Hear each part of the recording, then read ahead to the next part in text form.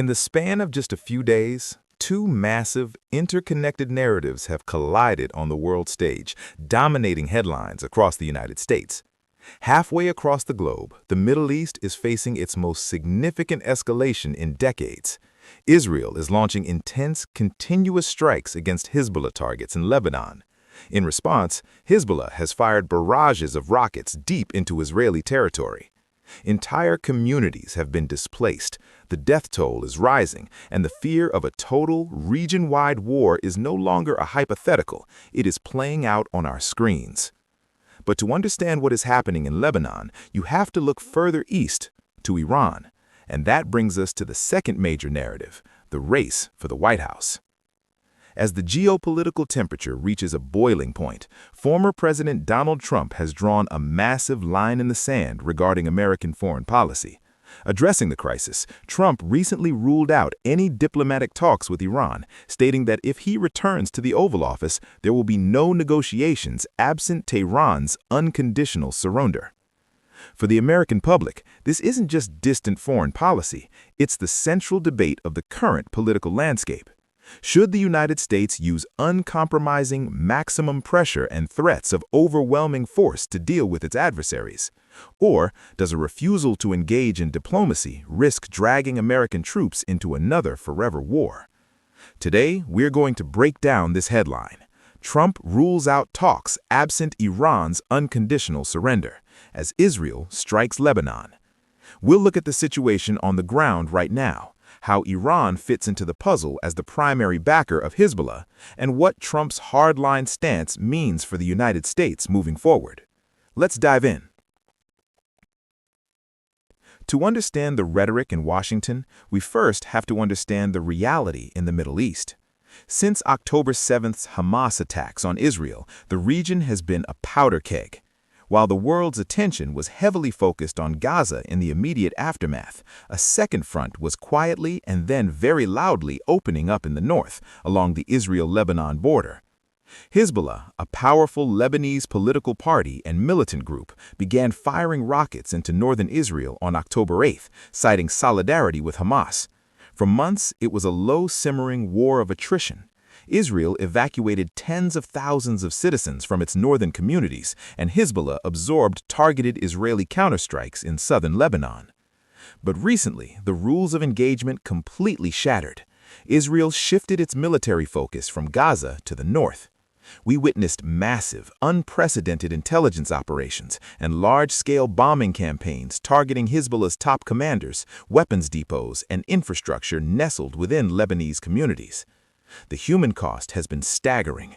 Lebanon is facing a massive humanitarian crisis, with hundreds of thousands of civilians fleeing their homes to escape the bombardment.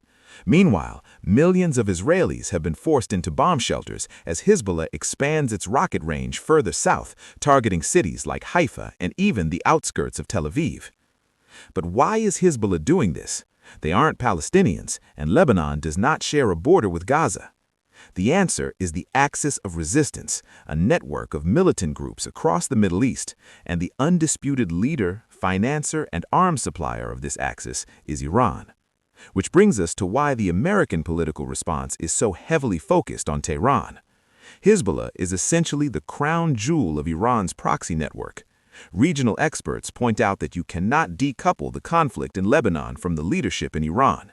Israel isn't just fighting Hezbollah. Strategically, they are degrading Iran's strongest forward operating deterrent. And as this shadow war steps out into the light, the question for the United States, Israel's primary ally, is how to deal with the puppet master. Enter Donald Trump and the U.S. election. As the Biden administration scrambles to prevent a broader regional war, sending envoys, pushing for ceasefires in Gaza and Lebanon, and moving U.S. aircraft carriers to the region to deter Iran, Donald Trump is offering a radically different vision to the American voter.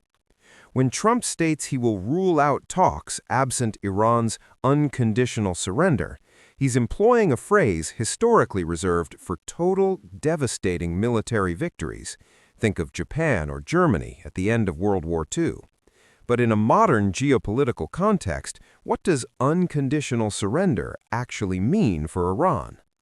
From the perspective of the Trump campaign, an unconditional surrender means Tehran must completely abandon its nuclear program, permanently dismantle its ballistic missile development, and entirely defund proxy groups like Hezbollah, Hamas, and the Houthis in Yemen. Trump's argument is rooted in the philosophy of peace through strength. His supporters argue that the only language the Iranian leadership understands is overwhelming economic and military dominance. During his presidency, Trump pulled the U.S. out of the 2015 Iran nuclear deal, known as the JCPOA, arguing it was a flawed agreement that only delayed Iran's nuclear ambitions while giving them billions in sanctions relief to fund terrorism. He instituted a maximum pressure campaign, choking off Iran's oil exports and devastating their economy. And in 2020, he ordered the drone strike that killed Qasem Soleimani, the powerful Iranian general who architected the very proxy network Israel is fighting today. Trump and his allies frequently point out that under his watch, Iran was severely weakened financially and massive regional wars did not break out. They argued that the current administration's attempts to negotiate with Iran and the unfreezing of certain Iranian assets in exchange for hostages projected weakness, emboldening Iran to green-light the chaos we are seeing right now in Israel and Lebanon.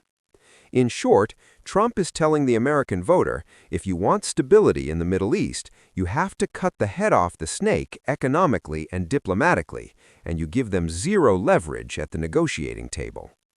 But in American politics, foreign policy is heavily debated, and Trump's unconditional surrender rhetoric faces intense criticism from diplomats, foreign policy experts, and his political opponents. Critics of Trump's approach argue that demanding unconditional surrender from a sovereign nation of nearly 90 million people is not a policy, it's a recipe for unavoidable war. Let's look at the counter-argument. Opponents of Trump's maximum pressure strategy point out that when Trump withdrew from the Iran nuclear deal in 2018, it actually backfired strategically. While Iran's economy suffered, Tehran responded by kicking out international inspectors and ramping up its nuclear program. Today, nuclear watchdogs estimate that Iran is closer to having enough weapons-grade uranium for a nuclear bomb than at any point in history. From the perspective of the Biden administration and Democratic strategists, diplomacy, even with your enemies, is a necessary tool to prevent catastrophe. They argue that refusing to talk unless your opponent completely surrenders leaves you with only two options if they refuse: back down and look weak, or go to war. And that brings up the biggest fear for the American public: boots on the ground.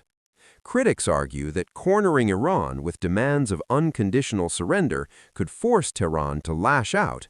If Iran feels it has nothing to lose, it might openly attack U.S. bases in Iraq and Syria, or close the Strait of Hormuz, a crucial waterway for global oil supplies. A blockade there would instantly skyrocket gas prices in the U.S., severely impacting the American economy right before or after an election. So, the debate boils down to two very different worldviews. One side believes that absolute, unyielding pressure deters aggression and forces adversaries to fold. The other side believes that absolutist demands are unrealistic and dangerous, stripping away diplomatic off-ramps and dragging the U.S. closer to a direct military confrontation. So, as Israel continues its strikes against Hezbollah in Lebanon, and as Iran weighs its responses, how does this headline impact you, the American voter? Foreign policy doesn't always dictate how Americans vote. Historically, elections are won and lost on domestic issues: inflation, jobs, healthcare, and civil rights. But the Middle East has a unique way of inserting itself into American daily life. First, there is the economic factor. The Middle East remains a vital artery for global energy. Any escalation that involves Iran directly threatens global oil supplies. If gas prices spike by $1 or $2 a gallon, every American feels the impact of that foreign conflict immediately at the pump, and subsequently in the cost of groceries and goods. Second, there is the ideological divide regarding America's role in the world. We are seeing a profound debate within the United States about interventionism versus isolationism. Many American voters are exhausted by foreign entanglements. After 2 decades of war in Iraq and Afghanistan, there is a strong bipartisan appetite to keep American troops out of the Middle East. Donald Trump appeals to this by claiming his tough talk and economic sanctions actually prevent wars, placing the burden on American adversaries to back down. Conversely, his opponents argue that engaging in multinational diplomacy and maintaining alliances is the only true way to prevent conflict from spiraling out of control and pulling American troops back into the fray. Finally, there is the deep historic and moral relationship between the U.S. and Israel. How the U.S. supports Israel, whether through unconditional military aid or by placing conditions on that aid to protect civil lives in places like Gaza and Lebanon, is currently causing major fractures within American political parties, particularly among younger voters and minority communities. The headline, "Trump rules out talks absent Iran's unconditional surrender as Israel strikes Lebanon," is much more than just a passing news alert. It is a snapshot of a world on the edge. In the Middle East, the strikes in Lebanon represent a fundamental shift in the regional power balance. Israel is actively trying to dismantle the proxy network Iran has spent decades building. In the United States, Trump's rhetoric represents a clear, uncompromising choice being presented to the American voter on how the world's lone superpower should wield its influence. Whether you believe that uncompromising maximum pressure is the only way to achieve peace, or you believe that demanding unconditional surrender is a dangerous bluff that leads to war, one thing is absolutely certain. The next president of the United States is going to inherit a Middle East that is more volatile, more dangerous, and more unpredictable than it has been in a generation. What do you think? Is an uncompromising stance of unconditional surrender the right way to handle adversaries like Iran? Or does diplomacy need to remain an option to prevent broader wars? Let us know your thoughts in the comments below. If you found this breakdown helpful, please hit the like button, subscribe to the channel for more in-depth geopolitical analysis, and share this video with someone who wants to understand the headlines behind the headlines. Thank you so much for watching, and we'll see you in the next one.